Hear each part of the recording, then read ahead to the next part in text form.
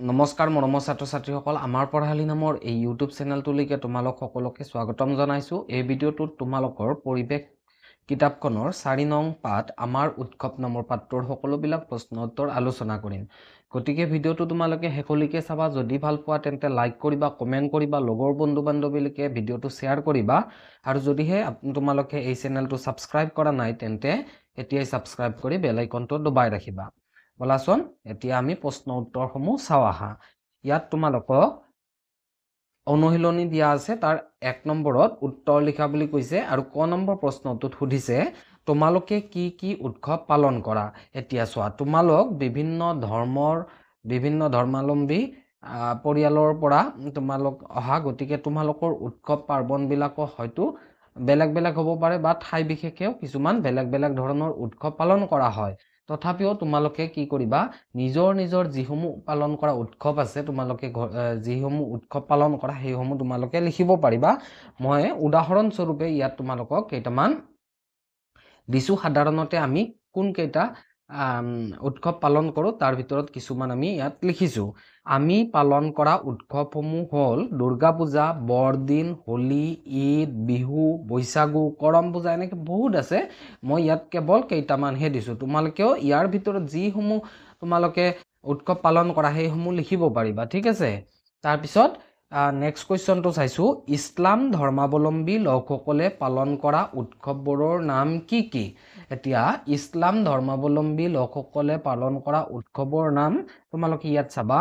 ইছলাম ধৰ্মাৱলম্বী লোকসকলে পালন কৰা উৎসৱবোৰৰ নাম হৈছে ঈদ, ফাতেহা, ঈদ দুৱাজ দহম আদি এনেকে লিখিবা, ঠিক আছে। তাৰপিছত আমি যিটো গ নম্বৰ প্ৰশ্ন, গ নম্বৰটো চাইছোঁ, খ্ৰীষ্টিয়ান ধৰ্মাৱলম্বী লোকসকলে পালন কৰা প্ৰধান উৎসৱটোৰ নাম কি।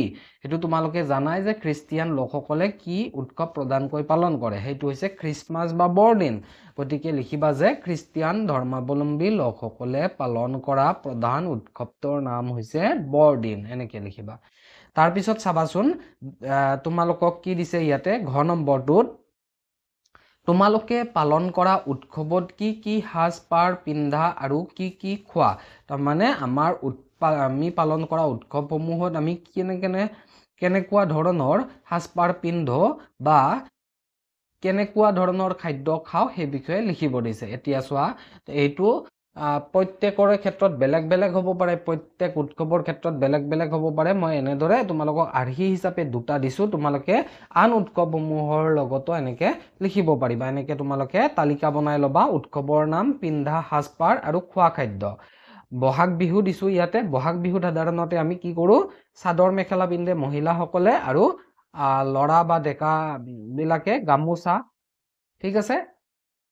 তাৰপিছত ইয়াতে চাবাচোন, খোৱা খাদ্য, কোমল চাউল খায়, দৈ চিৰা খায়, লাড়ু পিঠা আদি বিভিন্ন ধৰণৰ জলপান খায় ইয়াত, সেইকাৰণে এনেকে লিখিছোঁ। তাৰপিছত আছে ঈদ। মুছলমান ধৰ্মাৱলম্বী লোকসকলে ঈদত কি পিন্ধে, কুৰ্তা পায়জামা পিন্ধে। পুৰুষসকলে ঠিক তেনেকে মহিলাসকলে শাৰী পিন্ধে আৰু সিহঁতে কি কি খায়, চেৱৈ, পোলাও, পায়স, মিঠাই, বিৰিয়ানী আদি খাদ্যবিলাক খায়। গতিকে তোমালোকে এনেদৰে লিখিব পাৰিবা, তালিকা সজাই অইন উৎসৱসমূহত কি কি সাজ পাৰ পিন্ধা যায় আৰু কি কি খাদ্য খোৱা যায় তেনেকুৱাকে তালিকা বনাই লিখিবা, ঠিক আছে। তাৰপিছত 2 নম্বৰ যিটো প্ৰশ্ন, 2 নম্বৰ প্ৰশ্নটোত কি সুধিছে, ধৰ্মৰ লগত জড়িত দুটা উৎসৱৰ নাম লিখিব দিছে। এতিয়া ধৰ্মৰ লগত জড়িত উৎসৱ বহুত কেইটা আছে, তাৰ ভিতৰত আমি দুটা লিখিছোঁ।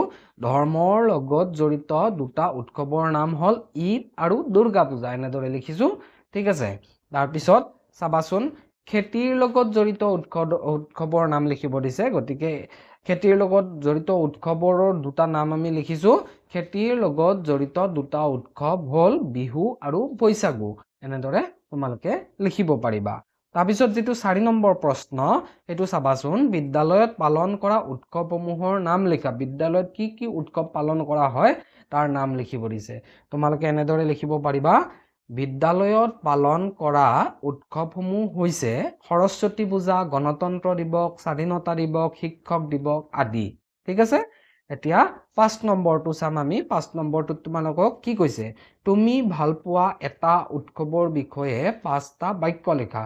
তুমি ভাল পোৱা উৎসৱ যিকোনো হ'ব পাৰে, যিটো তুমি ভাল পোৱা সেই উৎসৱটোৰ বিষয়ে 5টাকৈ বাক্য লিখিব দিছে ইয়াতে মই মোৰ ক্ষেত্ৰত লিখিছো যেহেতু মই বিহু উৎসৱটো ভাল পাওঁ সেইকাৰণে মই বহাগ বিহুৰ বিষয়ে লিখিছো বা বহাগ বিহুটো ভাল পাওঁ কাৰণে বহাগ বিহুৰ বিষয়ে লিখিছো যদি তুমি দুৰ্গা পূজা ভাল পোৱা তেতিয়াহলে দুৰ্গা পূজাৰ বিষয়ে লিখিব লাগিব যদি তুমি ঈদ ভাল পোৱা তেতিয়াহলে তুমি ঈদৰ বিষয়ে লিখিব লাগিব ঠিক আছে ইয়াতে মই বহাগ বিহুৰ বিষয়ে লিখিছো কেনেদৰে চাবাচোন মই ভাল পোৱা এটা উৎসৱ হৈছে বহাগ বিহু তাৰপিছত 2 নম্বৰ বাক্য লিখিবা বহাগ বিহু বসন্ত ঋতুত পালন কৰা হয় তাৰপিছত 3 নম্বৰটো বহাগ বিহুৰ সময়ত প্ৰকৃতি চিৰসেউজ হৈ পৰে তাৰপিছত ঘ নম্বৰটো বহাগ বিহুত ডেকা গাভৰুৱে বিহু নৃত্য কৰে তাৰপিছত 5 নম্বৰ বাক্যটো বহাগ বিহু অসমৰ জাতীয় উৎসৱ এনেদৰে আমি 5টা বাক্য লিখিছো ঠিক আছে তোমালোকেও ইচ্ছা কৰিলে লিখিব পাৰিবা তাৰপিছত যেটো 6 নম্বৰ প্ৰশ্নটো এটো সুধিছে যে আমাৰ দেশৰ ৰাষ্ট্ৰীয় সংগীত গাওতে কিমান সময়ৰ ভিতৰত গাব লাগে চোৱা আমাৰ দেশৰ যি ৰাষ্ট্ৰীয় সংগীত আছে সেই সংগীতটো তোমালোকে নিশ্চয় জানা যে হেতু জনগণ মনটো আমি যেটো ৰাষ্ট্ৰীয় সংগীত সেই সংগীতটো গাওতে এটা নিৰ্ধাৰিত সময়ৰ ভিতৰত গাব লাগে আৰু হেতু হৈছে 52 সেকেন্ড আমাৰ দেশৰ ৰাষ্ট্ৰীয় সংগীত গাওতে 52 সেকেন্ডৰ ভিতৰত গাব লাগে এনেদৰে উত্তৰটো লিখিবা ঠিক আছে তাৰপিছত 7 নম্বৰটো তোমালোকক ইয়াত এখন তালিকা দিছে আৰু এই তালিকাসমূহত দিয়া যি আখৰবিলাক আছে এই আখৰবিলাক লগ লগাই আমাৰ কিছুমান উৎসৱৰ নাম ওলাব আৰু সেই কেইটা বাছি আমি বহিত লিখিব দিছে আমাক শব্দ শৃংখলটোত থকা উৎসৱৰ নামবোৰ বাছি উলিয়াই বহিত লিখা মই তোমালোকক ইয়াত লিখি ৰাখিছো তোমালোকেও এনেদৰে লিখিব পাৰিবা বৰদিন দেৱালী দুৰ্গা পূজা ঈদ বাইখো বহাগ বিহু এই কেইটাই এই শব্দ শৃংখলটোত আছে তোমালোকে বিচাৰি উলিয়াবলৈ চেষ্টা কৰিবাচোন গতিকে মৰমৰ ছাত্ৰ ছাত্ৰীসকল আজিৰ ভিডিঅ'ত ইমানখিনিয়ে আশা কৰিছো তোমালোকে এই পাঠটোৰ প্ৰশ্ন উত্তৰসমূহ খুব ধুনীয়াকৈ বুজি পাইছা গতিকে আজিলৈকে মানে ধন্যবাদ